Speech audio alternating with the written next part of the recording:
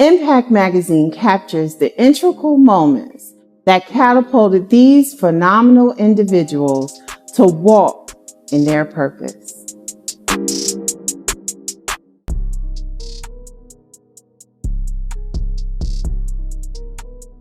I'm Cora Christian, owner of Beyond Beauty of Mississippi.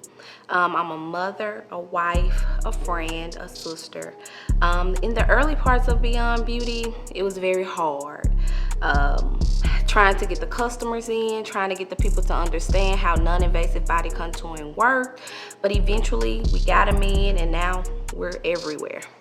So I do come from a family of entrepreneurs. I didn't take that route, kind of scared. It's hard when it's, okay, I gotta go to work. I know I'm gonna get this amount of money. If I go per hour, I'm gonna make this. But then when you're an entrepreneur, it's like, I gotta do this, and this to get this amount of money. So just kind of, I wanna say, kind of scared a little bit to kind of take that leap of faith. But my mom, my dad, and my stepfather are entrepreneurs, so I knew it was possible. I started at UMC, which is a hospital in Jackson, Mississippi. I worked there for about 4 years. I worked at Central Mississippi Hospital, Baptist Hospital, so a couple different hospitals, just as a medical office assistant, doing body sculpting. I worked in the plastic surgery in Suite J, in the pavilion. Kind of learned a few things and then said, okay, this is what I want to do. I knew I wanted to work for myself. Even though I worked at all of those hospitals, great jobs, even on salary at some of them, I knew that wasn't for me. I mean, I worked at so many hospitals. I can remember my grandma saying, you're the only person that I know can quit a job and get a job the next day. But I was never comfortable there. I would be at work on the computer on Indeed looking for jobs, and had a job, and nothing was wrong with the job. It was just like, okay, let me see if it's something better. So one day I said, this is it. I'm finna do it. I was using a similar product.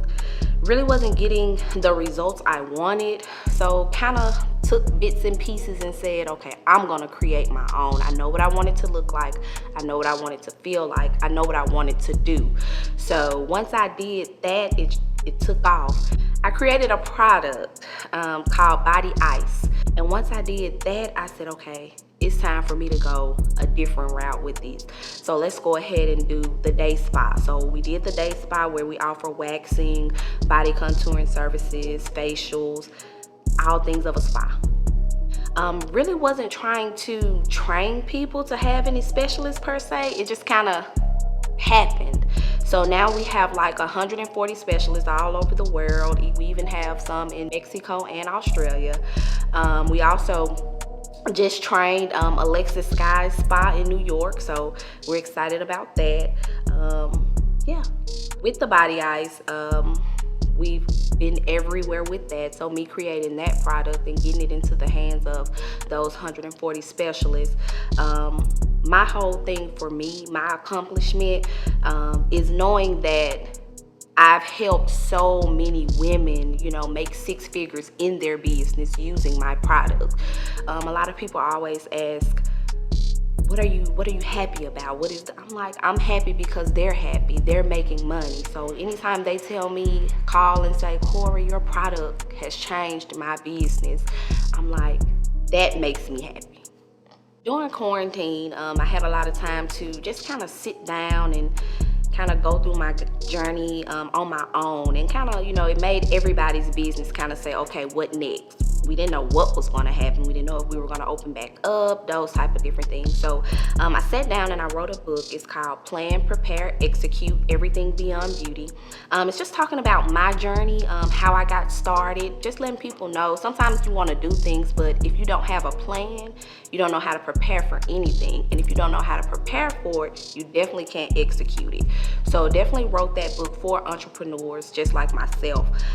We sold like 1,700 copies in the first week. So we became an Amazon bestseller, and it's still selling. I tell anyone, read the book. It's highlighting my journey, obstacles that I went through, and also some juicy tea in there as well about other businesses, just kind of, being shady, but I'm the type of person, I see it and I don't see it. So just kind of letting them know, Stay focused. Watch your own self. I always say keep your eyes on your own paper. Sometimes we can kind of get carried away from our goals because we're watching other people. So keep your eyes on your own paper and know that you're doing a great job.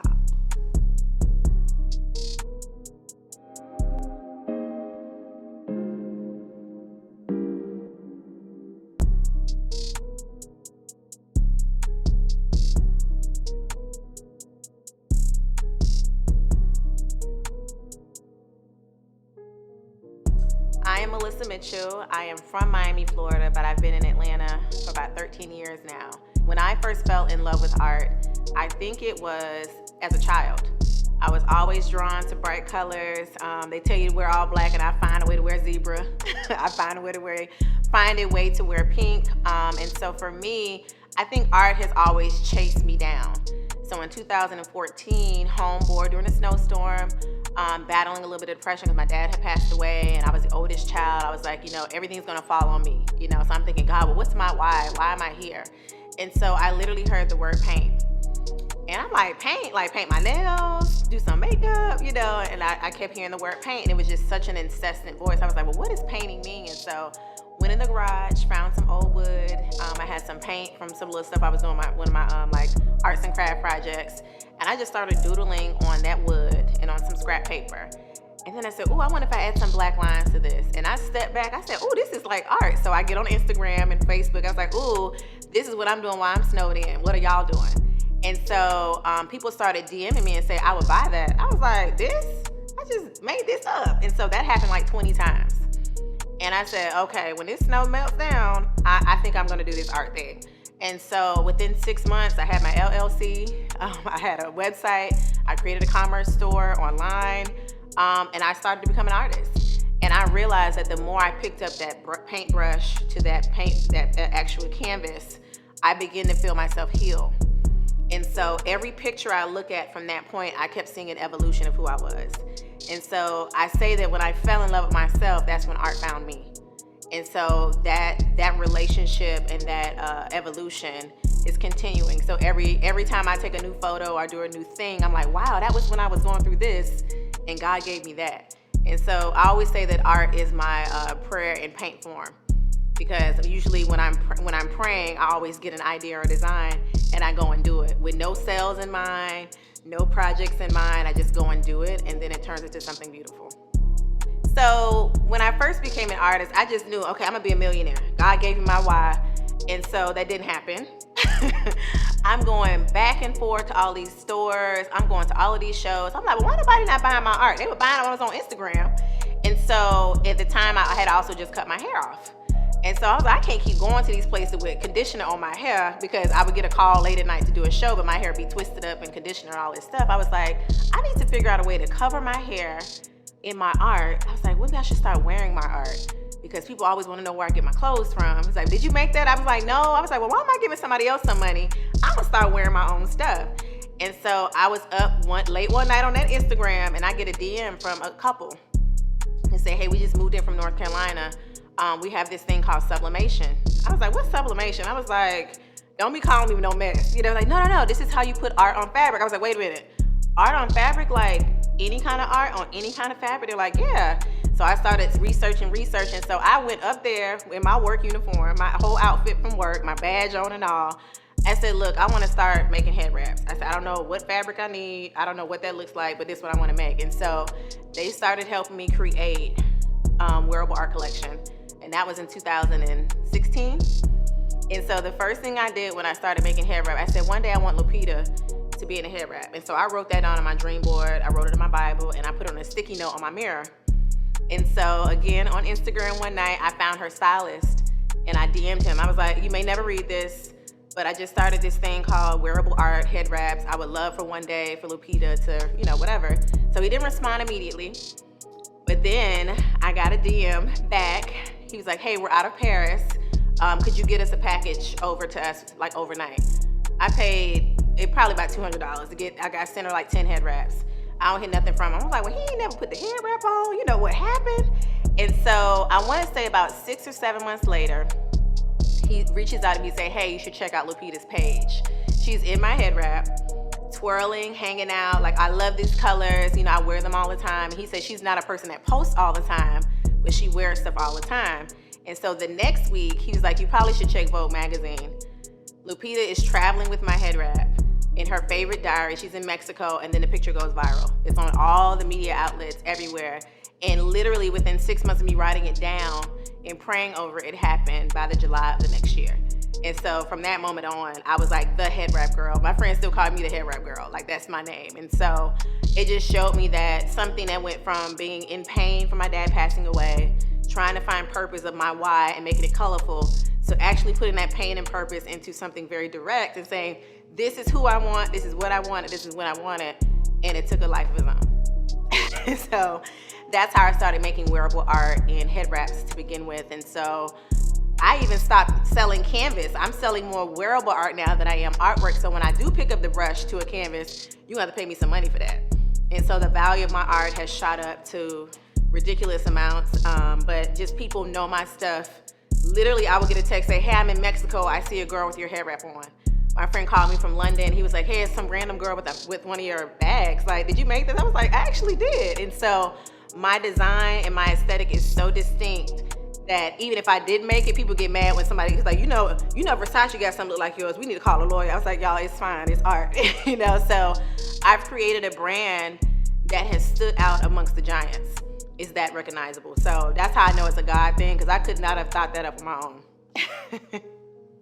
So when I first lost my father in 2010, I was coming home. This is before he passed away.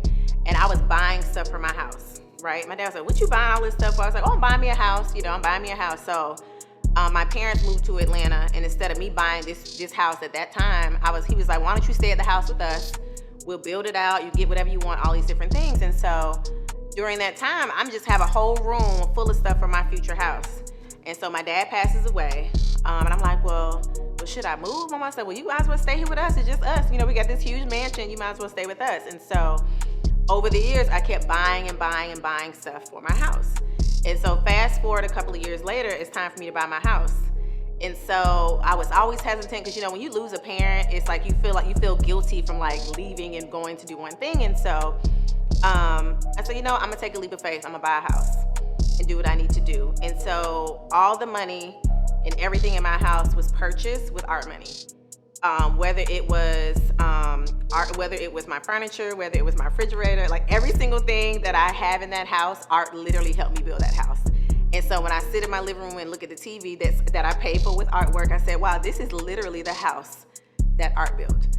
And so every time I come in the living room, every time I, you know, prepare for the evening to just relax, I said that no matter what I do, I remember that God helped me build this house by my talent.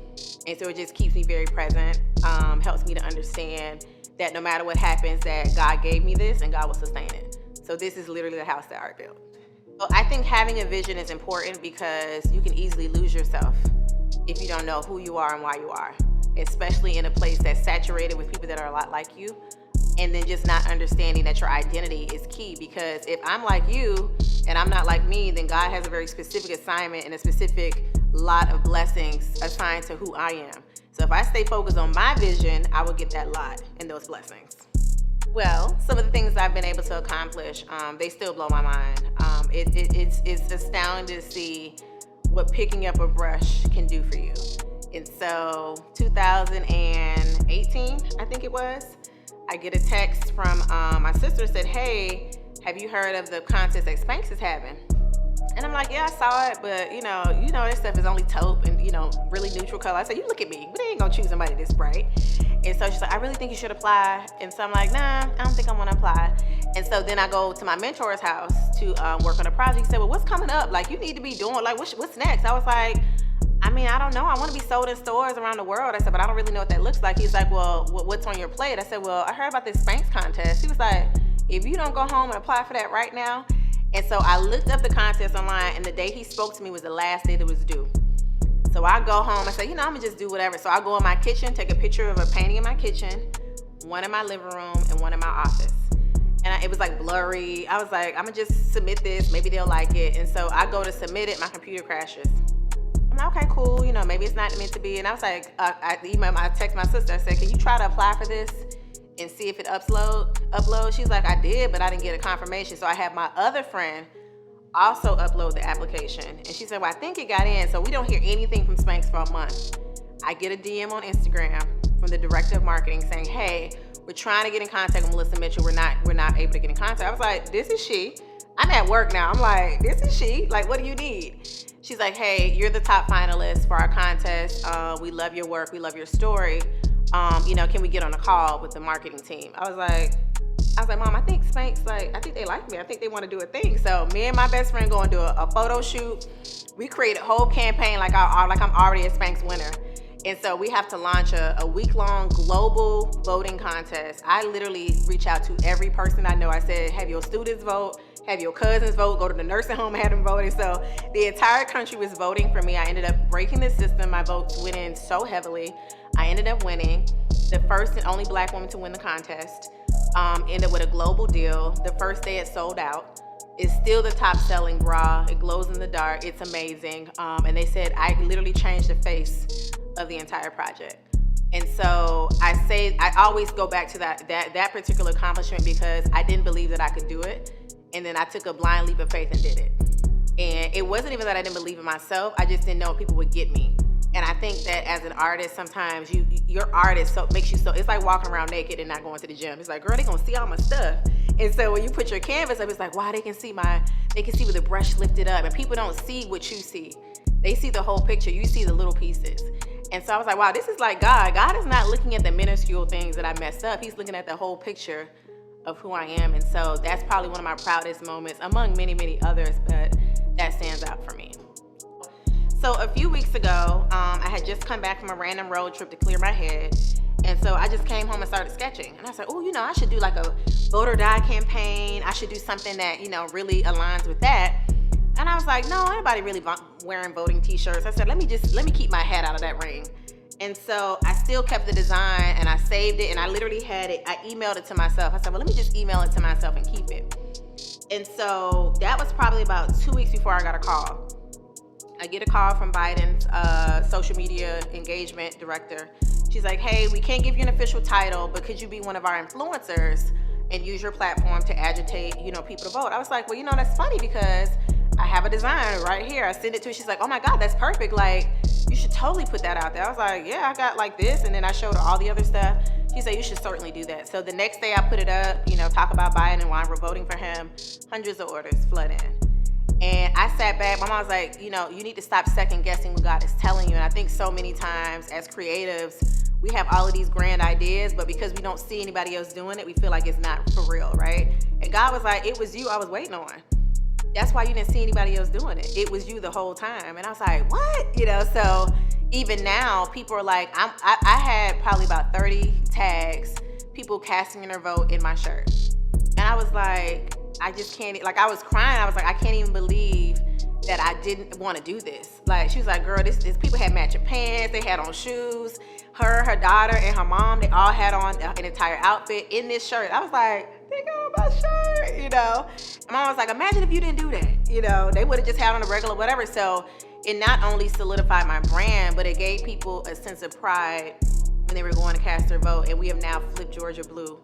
A Black woman, several Black women, and I'm one of the Black women that was a part of that activism. So when I tell my children this story, I'll say that I was a part of flipping history in Georgia. So, the scripture that's to whom much is given, much is required. And so with that, I come from a pastor's home. I'm not the traditional pastor's kid that is a rebel.